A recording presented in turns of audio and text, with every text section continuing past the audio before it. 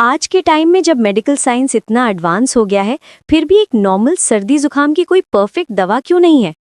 मेरा नाम श्याओई है। सुबह सुबह मेरा सिर दर्द से फट रहा था।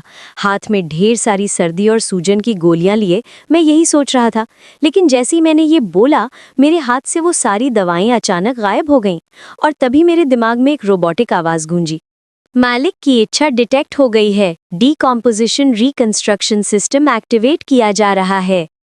सिस्टम ने मेरी उन नॉर्मल गोलियों को रिसाइकल किया और उन्हें रिकंस्ट्रक्ट करके मुझे सर्दी की 2 सुपर इफेक्टिव कैप्सूल्स दे दी। मैं तो एकदम ब्लैंक हो गया। क्या मुझे हेल्यूसिनेशन हो रहा है? पर जब मैंने हाथ में देखा तो वो 2 कैप्सूल सच में वहां थे।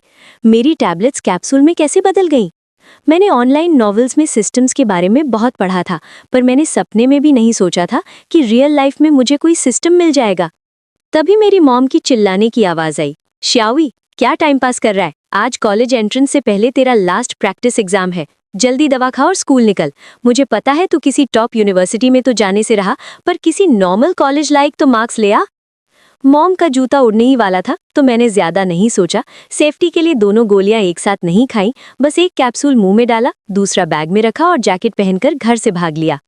साइकिल पर बैठते ही मुझे फील हुआ, वेट, मेरी सर्दी गायब। मेरे अंदर अचानक से इतनी एनर्जी आ गई थी जैसे मैं कोई सुपर हीरो हूँ। ये सब उस कैप्सूल का कमाल था। मैं खुशी से पागल हो गया और मैंने एक्साइटमेंट में सिस्टम को आवाज लगाई, सिस्टम जल्दी अपने बारे में बताओ। सिस्टम ने बताया कि वो किसी भी चीज को तोड़कर रैंडमली नई चीज बना सकता है। मैं चाहूँ तो अपनी पसंद की चीज भी बनवा सकता हूँ, और अगर मॉलिक्यूल्स कम पड़े तो सिस्टम खुद ऐड कर देगा। अभी ये लेवल 1 पर था, यानी दिन में सिर्फ एक चीज रिकंस्ट्रक्ट कर सकता था। मेरे दिमाग की बत्ती चली। इसका मतलब अगर मैं एक कबाड़ हो चुकी लग्जरी कार खरीदूं तो क्या मैं उसे तोड़कर एकदम नई ब्रांड न्यू कार में बदल सकता हूं? बिल्कुल बदल सकता था। एग्जाम्स खत्म होते ही मैं यही करने वाला था। इमेजिन करो, मैं लाखों की कार लेकर कॉलेज जा रहा हूं और लड़कियां मुझे देखकर हाथ हिला रही हैं। पर तभी मॉम ने ऊपर खिड़की से फिर चिल्लाया, नीचे खड़ा क्या कर रहा है? स्कूल जाना है या मार खानी है? मैं बिना पीछे मुड़े सीधा स्कूल की तरफ निकल गया। मेरे जाते ही मॉम ने अंदर जाकर पापा पर गुस्सा निकाला। सारा दिन अपने टूटे बर्तनों में लगे रहते हो, कभी अपने लाडले को भी देख लिया करो, एकदम जीरो है पढ़ाई में। खैर, मैं हमेशा की तरह क्लास शुरू होने के एकदम एंड मोमेंट पर पहुंचा और पीछे अपनी फिक्स सीट पर बैठ गया। मेरे दोस्त ने मुझे देखकर कहा, भाई तुझे तो भयंकर सर्दी थी, आज तो मुझसे भी ज्यादा चार्ज्ड अप कैसे लग रहा है?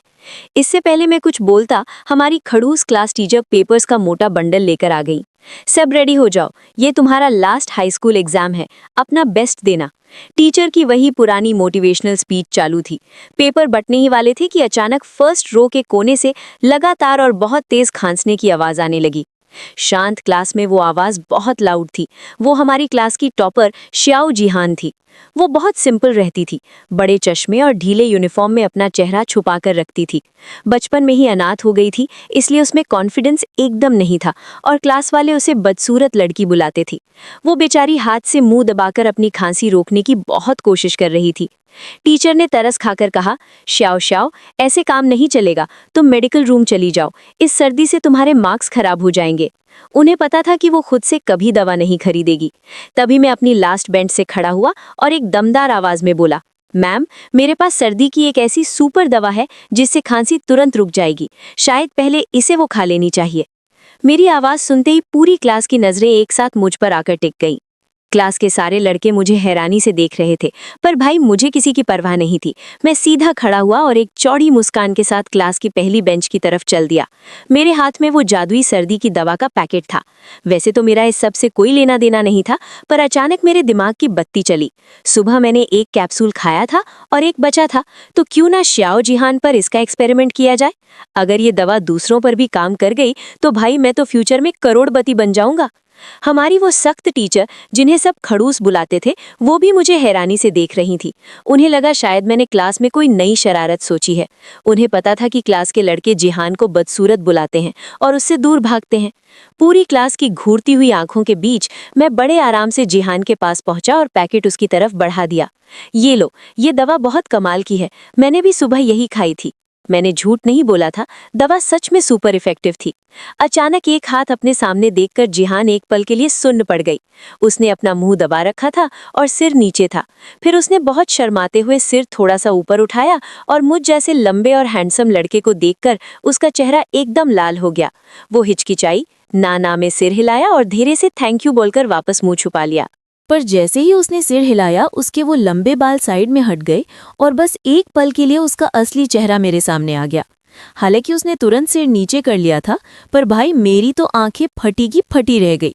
खांसी की वजह से उसने अपना वो पुराना सा चश्मा उतारकर डेस्क पर रखा हुआ था और उसी वजह से मैंने उसका वो असली रूप देख लिया।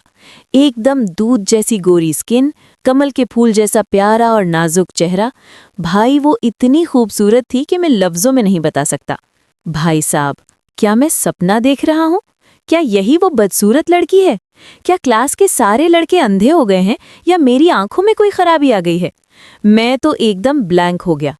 टीचर को मेरा ये शॉक्ड चेहरा दिखा नहीं। वो बोली, शाओ शाओ, जब शाओई दवा दे रहा है तो ले लो, और शाओई तुम अपनी सीट पर जाकर एग्जाम की तैयारी करो। मैंने वो पैकेट धीरे से उसकी डेस्क पर रखा और अपनी सीट की तरफ वापस चल दिया। जैसे ही मैं बैठा, मेरे बेस्ट फ्रेंड ली हुई कुन ने मुझे थम्स अप दिखाया और धीरे से कहा, भाई तू तो महान है, किसी को नहीं छोड़ता। पर मेरा ध्यान उसकी बातों पर था ही नहीं। मेरे दिमाग में बस जिहान का वो चेहरा घूम रहा था। सच बताऊं तो स्कूल की सबसे सुंदर लड़की भी जिहान के सामने कुछ नहीं थी। मुझे पक्का यकीन था कि अगर वो ये ढीला यूनिफॉर्म उतारकर अच्छे कपड़े पहन ले तो वो बड़ी बड़ी हीरोइनों को फेल कर देगी। उधर जिहान ने चश्मा वापस पहना और थोड़ी देर सोचने के बाद मेरी दी हुई दवा खा ली। दवा खाते ही उसका दिमाग एकदम फ्रेश हो गया और गले की खराश तुरंत गायब। उसे लगा ये कोई बहुत महंगी और रेयर दवा होगी। इधर मेरी हालत खराब थी। अब मुझे उस पर पूरा हक जताना था।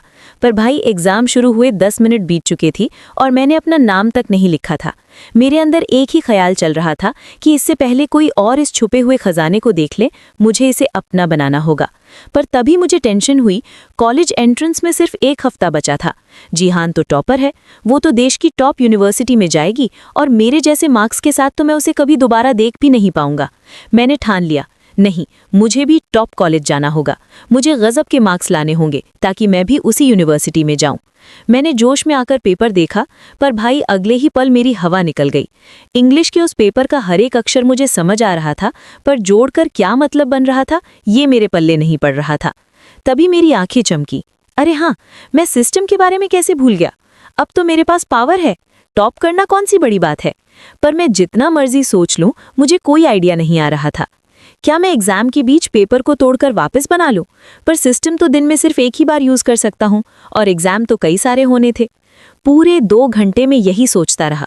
मेरे सामने पेपर एकदम खाली था। बस खड़ूस टीचर के राउंड लगाते वक्त मैंने अपना नाम लिखा था, बाकी पूरा पेपर कोरा। ट्रिंग ट्रिंग ट्रिंग, घंटी बजी और एग्जाम खत्म। मेरा खाली पेपर ले लिया गया।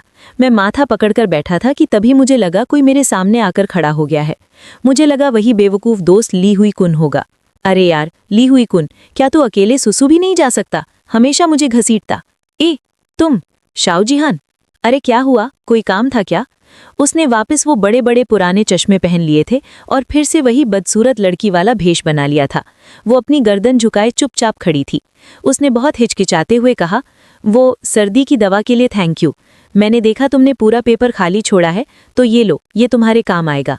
जैसे ही मैंने उसकी तरफ देखा, उसके बालों के पीछे छुपा उसका चेहरा एकदम टमाटर जैसा लाल हो गया। उसने हड़बड़ाकर एक मोटी सी नोटबुक मेरे डेस्क पर रखी और बिना मेरा जवाब सुने वहां से ऐसे भागी जैसे पीछे भूत पड़ा हो। पूरी क्लास ये सब देखकर सन्न थी। कुछ लड़के तो उसे देखकर मुंह बना रहे थे, पर भाई मुझे तो पता था ना कि उस चश्मे के पीछे क्या अप्सरा छुपी है। मैंने वो नोटबुक उठाई। वो उसकी इंग्लिश की नोटबुक थी। उसकी हैंडराइटिंग एकदम साफ सुथरी थी, पर सच बताऊं तो मुझे उन सिंबल्स के अलावा कुछ पल्ले नहीं पड़ रहा था। पर भाई, मैंने सोचा क्या ये प्यार की पहली निशानी है? खैर, दिन का एग्जाम खत्म हुआ और मेरा रिजल्ट, भाई लाइफ का सबसे घटिया। जैसे ही छुट्टी की घंटी बजी, सब अपना बैग पैक करने लगे। मैंने बड़ी सावधानी से उस नोटबुक को अपने बैग में रखा। मेरा दोस्त ली हुई कुन ये सब देखकर अपना सिर खुजलाने लगा। वो बोला, बॉस, ये क्या सीन है? तू इस चश्मिश की नोटबुक को इतना संभाल के क्यों रख रहा है? मैंने उसे झाड़ते हुए कहा, अबे ओए, अब से तेरा भाई कड़ी मेहनत करेगा। जाकर ब्रांड गोल्ड पी, वरना मैं तो टॉप यूनिवर्सिटी निकल जाऊंगा और तू यहीं कबाड़ में रह जाएगा। अरे वेट, ब्रांड गोल्ड, मिल गया आइडिया। बोलते बोलते अचानक मेरे दिमाग की बत्ती चली। मैंने अपना बैग उठाया और बिना पीछे मुड़े सीधा स्कूल से बाहर भागा। पीछे से ली हुई कुन चिल्लाता रहा, पर मेरा ध्यान वहां था ही नहीं। मैं सीधा अपनी साइकिल उठाकर पास वाली फार्मेसी पर पहुंचा।